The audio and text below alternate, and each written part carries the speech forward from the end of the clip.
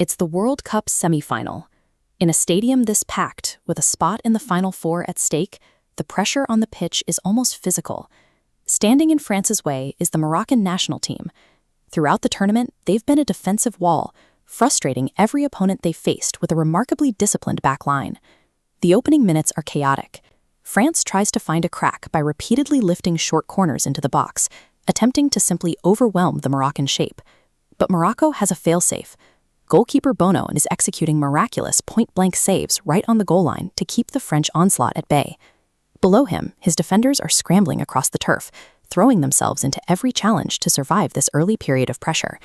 You cannot break a team this committed to defensive sacrifice just by hitting them harder. Blunt force isn't working. To get through, France has to find a way to force these defenders out of their preferred positions. Looking at this French roster, you'd expect immediate dominance. They have some of the most gifted individual attackers in the world, and yet their initial attacks are failing. The ball is swishing and swirling around the penalty area, but the Moroccan block isn't moving. Dismantling a defense this organized doesn't require more bodies in the box. It requires a two-pronged engine designed to create and exploit space. Think of offensive gravity as a force that bends a formation. On this diagram, watch how the defense reacts as a single attacking node moves toward the box. The defense instinctively collapses inward. They prioritize this one high-value target over everything else, and in doing so, they leave massive zones of empty space on the flanks.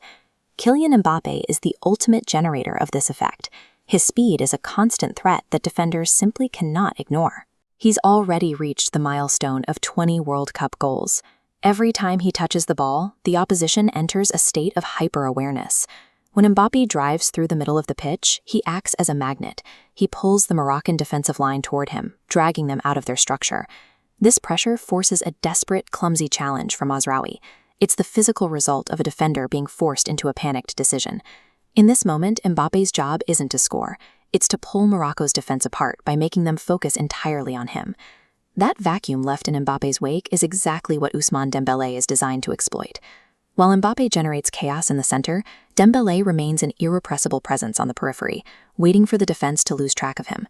By the time the ball cycles to him, the Moroccan backline is entirely preoccupied and out of position. He finishes the sequence with precision and certainty, hitting the bottom corner of the net to make it 2-0. Dembélé's goal is possible because Mbappe's movement vacated the wing. One player pulls the defense apart, and the other steps into the opening. Down by 2, Morocco has to change their approach. They abandon their defensive wall and push higher up the pitch to chase the game. This leads to a desperate push led by Azzedine Ounahi, who tries to drive the team forward into the French half. But the French defense is ready. They decisively beat away these final attempts and marshal France into the semifinals. This sequence highlights why even a highly disciplined defensive block struggles when forced to account for two distinct high-speed threats at the same time. Victory at this level requires more than just talent. It requires this kind of synergy.